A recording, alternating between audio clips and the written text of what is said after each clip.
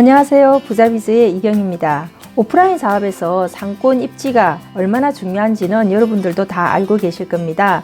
그런데 포스트 코로나19 시대에는 전통적인 상권 입지의 개념이 급격히 변화할 걸로 전망됩니다. 우리의 생활이 점점 더 사이버화 되면서 오프라인의 상권과 입지 조건만으로는 유망성을 판단하기가 어렵다는 거죠. 그렇다면 포스트 코로나19 이후에 유망한 상권이나 입지의 조건은 무엇일까요? 상권에 관한 전통적인 개념은 코로나19 이전부터 이미 깨어지고 있었습니다. 언제부터인가 사람들은 더 이상 거리에서 간판을 보지 않고 점포를 찾아가기 시작했습니다. 특히 젊은 층들을 보면 이미 정보를 다 검색해서 어디를 방문할지 정하고 지도에 핸드폰으로 앱을 보면서 원하는 장소를 찾아가는 거죠. 그리고 본인이 가고 싶은 욕구만 있다면 차를 타고 멀리도 얼마든지 갈 수 있다라는 게 통계조사에서 나타나고 있습니다. 전통적인 개념의 상권이 깨어지고 있는 상태에서 코로나19가 확산되면서 언택트 라이프가 보편화되기 시작하고 이런 것이 더 가속화될 걸로 전망이 되면서 우리가 유망한 상권이라고 하는 것도 앞으로는 달라진다는 거죠. 생활 방역이라고 하는 것이 일상화되는, 그래서 언택트 라이프와 모바일 라이프가 점점 확산되는 시대에는 유망한 상권의 조건은 무엇이고 어떤 상권이 유망하다고 할 수 있을까요? 언택트 라이프 시대에 가장 유망한 상권으로 꼽을 수 있는 것은 대단히 주택가를 끼고 있는 배후가 튼튼한 상권일 것입니다. 여기에 적당한 수준의 오피스가 결합된다면 금상첨화라고 할 수 있습니다. 언택트 라이프가 확산되면서 사이버 교육이라든지 또 재택근무의 확산으로 인해서 사람들은 가정에 머무는 시간이 점점 더 늘어날 것입니다. 이에 따라 홈 이코노미가 부상할 것이고, 그래서 배후 주거지가 탄탄할수록 더 유망하다고 할 수 있는데요. 젊은 세대와 어린 자녀를 두고 있는 가정, 젊은 싱글족이 많은 곳은 온라인 소비도 더욱 확산될 것입니다. 따라서 배달 사업이 더욱 발달할 것이고요. 중장년 이상의 연령대가 많이 거주하는 지역일 경우에는 생활 방역이 일상화되더라도 오프라인 소비가 어느 정도 비중을 차지할 것입니다. 상권 내의 인구 통계에 따라서 잘 되는 업종과 소비 패턴이 달라진다는 것을 기억해야 합니다. 유동인구가 많은 역세권도 상대적으로 안정적인 상권으로 꼽을 수 있습니다. 오피스가이든 주택가이든 배후 인구가 탄탄한데 지하철역이라든지 버스 노선이 다양하게 있는 곳, 이런 곳들은 항상 유동인구가 많은 곳입니다. 코로나19로 생활 방역 시대가 온다고 하더라도 사람들은 늘 이동을 해야 되기 때문에 교통시설 주변은 붐비게 되어 있습니다. 이렇게 사람이 많은 곳에서는 편의점이라든지 테이크아웃 커피점이라든지 또 패스트푸드라든지 가벼운 분식점 같은 것들이 잘 될 수 있고요. 단 역세권이라고 하더라도 사람들의 이동 속도가 빠른 곳은 스쳐 지나가는 상권일 가능성이 높습니다. 이런 상권들은 빛 좋은 개살구일 가능성이 높기 때문에 주의하셔야 됩니다. 버스 노선이나 지하철역 같은 것이 있다고 하더라도 사람들이 거기에 어느 정도 머물 수 있는 그런 상권이 더 유리하다고 할 수 있습니다. 배후에 대단히 주택단지를 끼고 있다면 입지적으로 다소 불리하더라도 전문 음식점으로 승부를 걸어볼 수도 있습니다. 단 내점 고객을 주로 하는 전문 외식업소 같은 경우에는 규모가 너무 작으면 사회적 거리를 두기가 힘듭니다. 따라서 적당한 매장 규모를 확보하는 것이 필요하고요. 내점 고객 수가 지속적으로 줄어들 전망이기 때문에 배달을 강화하는 것은 필수적이라고 하겠습니다. 포스트 코로나19 이후에는 배달 음식 사업이 더욱 활기를 띨 전망인데요. 배달은 입지보다 상권이 더 중요하다는 것 아실 겁니다. 얼마나 풍부한 배후를 가지고 있느냐에 따라서 배달 음식점의 매출이 달라지기 때문이죠. 내점 고객을 받지 않고 배달만 전문적으로 할 경우에는 더욱더 그렇다고 할 수 있습니다. 대단히 주거지에 대한 접근성이 높은 이면도로나 간판이 눈에 잘 띄는 가로변 상권, 또는 매장 앞에 유동인구가 많은, 그래서 테이크아웃과 내점 고객을 동시에 받을 수 있는 그런 자리가 배달 음식점의 입지로서 유리한 곳이라고 하겠습니다. 싱글족이 많은 상권은 코로나19 이후 생활 방역이 일상화되는 시대에도 유망한 상권으로 꼽을 수 있습니다. 싱글족들의 경우 모임도 많이 있고요. 또 친구들도 많이 만나고 배달도 많이 시켜 먹고 집 근처에서 술을 마시는 경우도 많이 있습니다.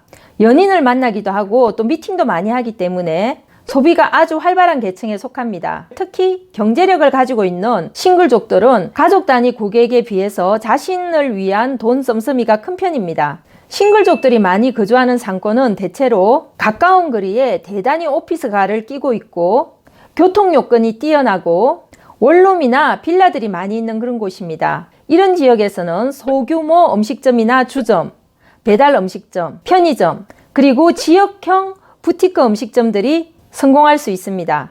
주택가격이 급상승하는 지역들은 불황에도 소비가 활발할 겁니다. 이것은 신규 입주 아파트 단지가 입주 비용 마련 등으로 소비 씀씀이를 줄이는 것과는 대조적이라고 하겠습니다. 중상류층이 많이 거주하는 지역으로서 재개발이나 재건축 이슈가 있는 지역이 대표적이라고 하겠습니다. 포스트 코로나19 시대에 주목해야 될 또 다른 상권은 10대에서 30대들을 타겟으로 하고 SNS 마케팅의 영향력이 큰 그런 상권들입니다. 10대에서 30대는 유행을 주도하는 세대라고 할 수 있습니다.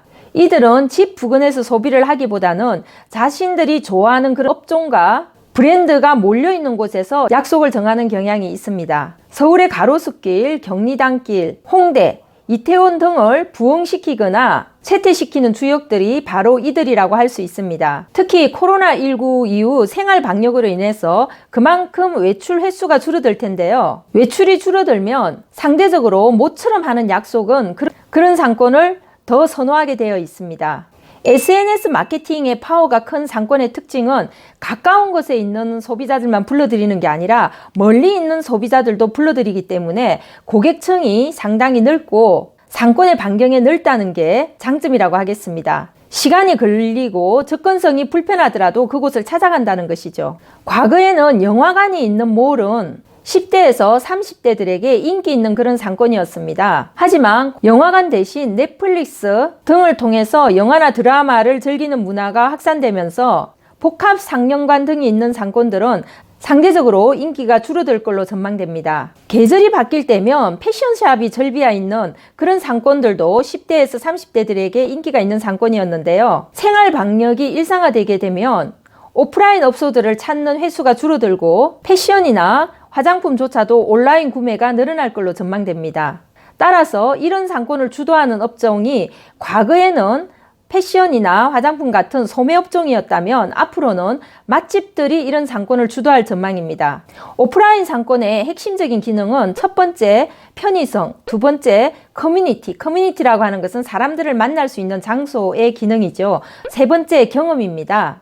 역세권이나 배후에 주거지를 두고 있는 그런 오프라인 상권 같은 경우에는 편의성이 중요한 키워드가 되는데요.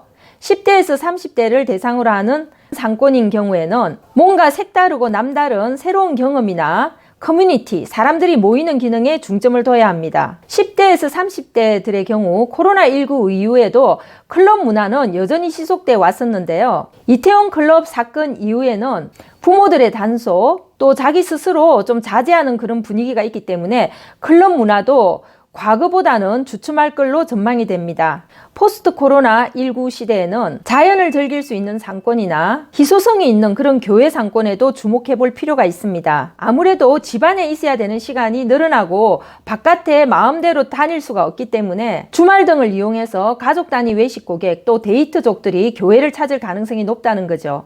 따라서 경관이 좋은 전원 카페라든지 메인 상권에서 살짝 비껴나 입지가 좀 떨어지는 자리라도 경관이 뛰어난 자리라면 유망하다고 할 수가 있는데요. 한강변의 카페가 대표적이라고 할 수 있습니다. 교외이든 또는 시내이든 경관이 뛰어난 곳들은 희소성의 가치를 내세워서 주목을 받을 수 있습니다. 코로나19 이전에도 그랬지만 그 이후에도 고객의 경험 가치는 여전히 중요하게 여겨지기 때문입니다. 오프라인 소비가 줄어든 만큼 상대적으로 브랜드 명성, 희소성, 새로움 같은 경험 키워드는 더 중요해진다는 것이죠. 주의할 점은 경관이 좋은 교외 상권이라고 하더라도 대단히 주거지와 같은 배우 세대가 약하고 배우 세대와 너무 거리가 멀다면 활성화되기 어려울 수가 있고요. 중장년을 주로 대상으로 하기 때문에 시설이 너무 낡고 흐름하고 인테리어나 분위기에서 경쟁력이 없다면 활성화를 기대하기 어렵습니다. 특히 교외 상권은 배달이 불가능하기 때문에 어떻게 하면 객단가를 높일지에 대해서 많은 연구가 필요합니다. 대형 쇼핑몰이나 학교 앞 상권 등 전통적으로 유망하다고 여겨졌던 상권들은 상대적으로 위축될 전망입니다. 학교 상권의 경우에 가뜩이나 겨울방학, 여름방학, 또 시험기간 이런 시즌에는 매출이 많이 떨어지는데요. 바이러스의 전염성으로 인해서 온라인 수업 등이 확산되면 상권의 위축은 피할 수가 없습니다. 같은 학교 상권이라고 하더라도 배후의 특성이 다 다르죠. 학교 배후에 주거지나 상업지역이 많이 있다면 상대적으로 타격이 적겠지만 배후가 약하고 덩그러니 학교만 있다면 상당히 상권이 많이 위축될 걸로 전망됩니다. 대형 쇼핑몰 역시 상권 위축을 피할 수가 없을 겁니다. 생활 방역 시대가 되면 오프라인 쇼핑몰 방문 횟수를 줄이고 온라인 소비로 전환할 것입니다. 쇼핑몰 내 외식업소의 경우 결정적인 단점은 배달을 못한다는 것입니다. 우리나라의 쇼핑몰 내 음식점들은 매장 통로가 외부와 연결되어 있지 않는 곳이 대부분이기 때문에 배달 진입 자체가 불가능합니다.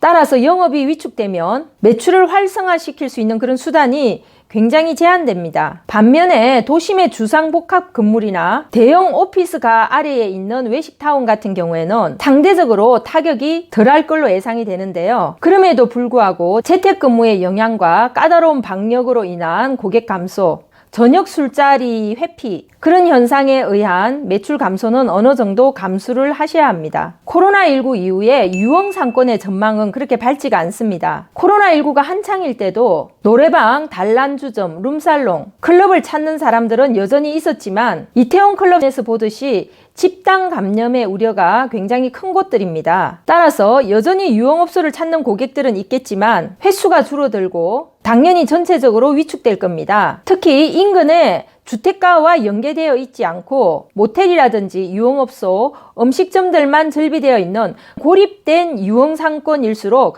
더 타격이 클 것입니다.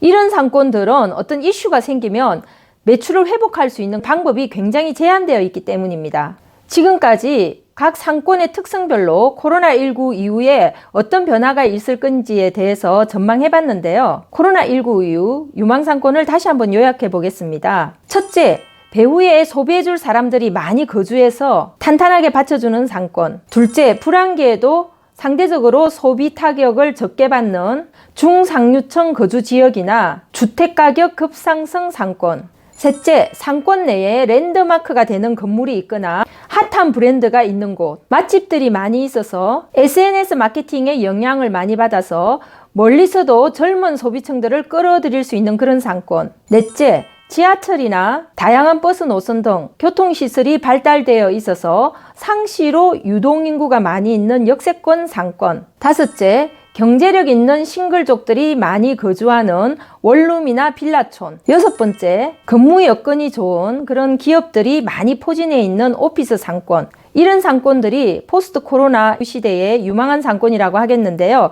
이런 특성을 가지고 있는 상권들이 중첩적으로 복합화되어 있으면 되어 있을수록 더 유망하다고 하겠습니다. 하지만 여러분들이 알다시피 상권이 좋다고 해서 누구나 성공할 수 있는 건 아닙니다. 그 상권에 맞는 어떤 업종을 선택하느냐, 또 어떻게 마케팅을 하고 영업을 하고 경쟁력을 갖추느냐에 따라서 사업의 승패가 달라지게 됩니다. 유망한 상권이라고 하더라도 연령대에 따라서 소비 패턴이 달라지고 판매하는 상품의 내용에 따라서 더 적합한 상권이 다르고 고객들의 구매 방식도 다르기 때문에 이런 요소들을 복합적으로 감안하시기 바랍니다. 오늘 포스트 코로나 시대의 유망한 상권의 특성과 조건에 대해서 알아봤는데요. 여러분들 주변에 사업을 하고 계시거나 또 창업을 준비하고 있는 분이 있다면 이 정보를 공유해 주시기 바랍니다. 좋아요와 구독 버튼 눌러주시면 앞으로 더 좋은 정보로 찾아뵙도록 하겠습니다.